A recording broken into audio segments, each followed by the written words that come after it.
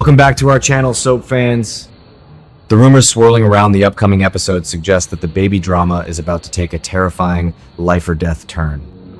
We have been watching Stephanie spiral out of control, suffering from severe PTSD, and we know from the summer previews that she makes a catastrophic mistake by firing a loaded gun at an unarmed person entering her apartment.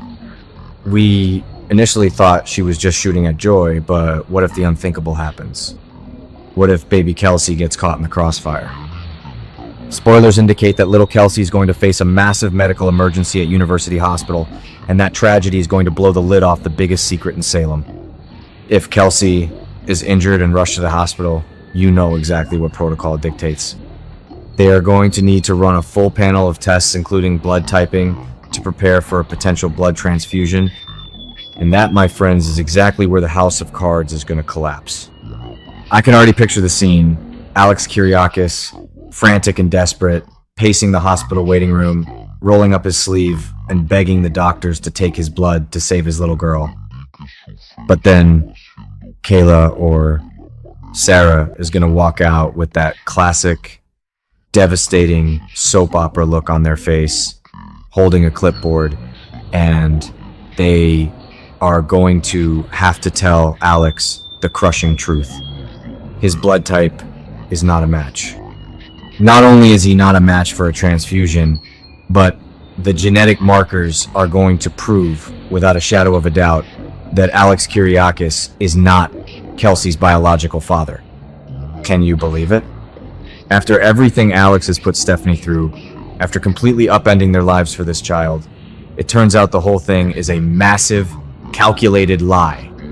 So, if Alex isn't the father, who is? A lot of fans think Joy just slept with some random guy in New York, but I actually think the truth is much more sinister and close to home. All signs are pointing directly to Jeremy Horton. Yes, you heard me right. Jeremy, the guy who supposedly bonded with Stephanie over their shared kidnapping trauma. Think about the timeline and the internal logic of the show. We know Jeremy's the one who called Joy and convinced her to bring the baby to Salem. Why would he do that? Because Jeremy has developed a twisted, obsessive fixation on Stephanie. He wanted to drive a permanent wedge between Stephanie and Alex so that he could swoop in and play the hero. And what about Joy? We know she was pregnant when she left Salem over a year ago, but she was gone for a long time.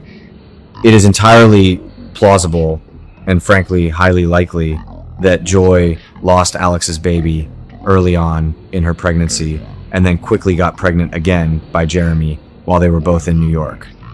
We all know Joy isn't exactly picky about whose bed she jumps into.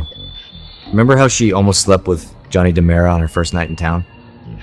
But wait, you might be asking, how did Joy and Jeremy pull off the fake DNA test that convinced Alex he was the father?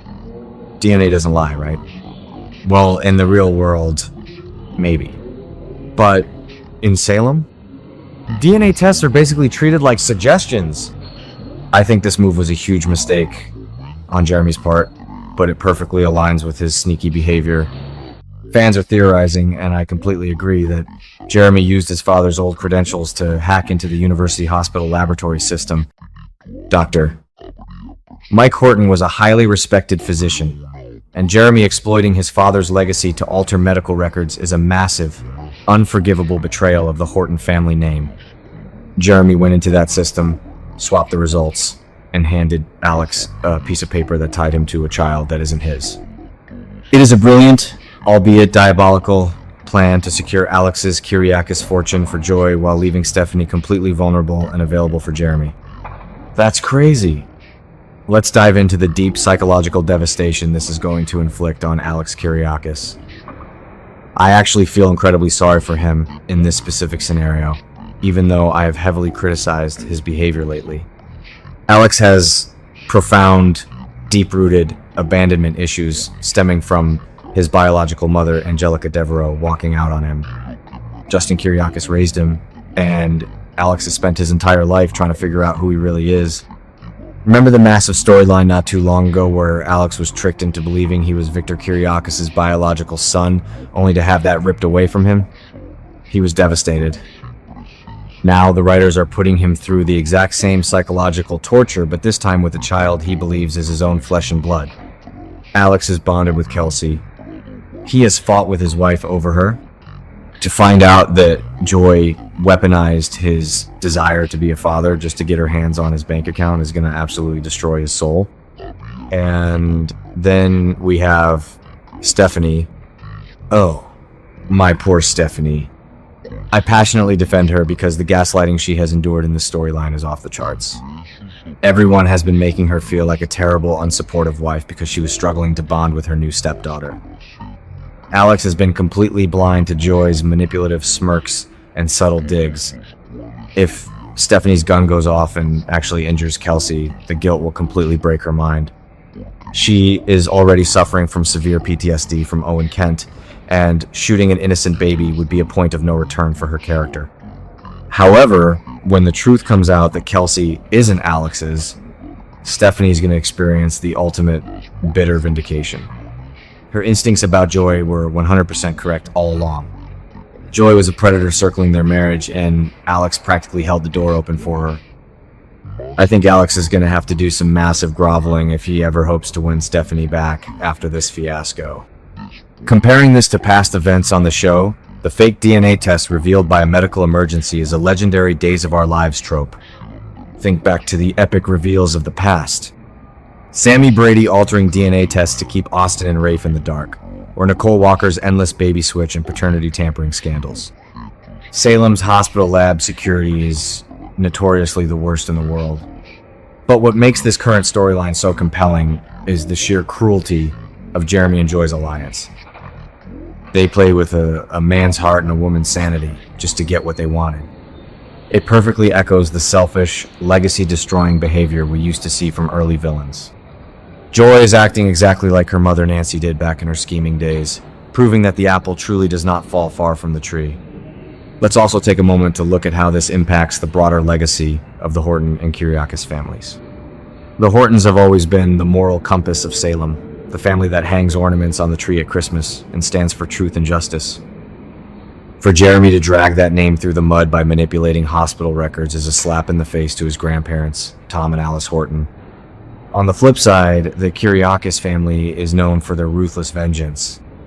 Victor Kiriakis may be gone, but his spirit lives on in Maggie, Justin, and Philip.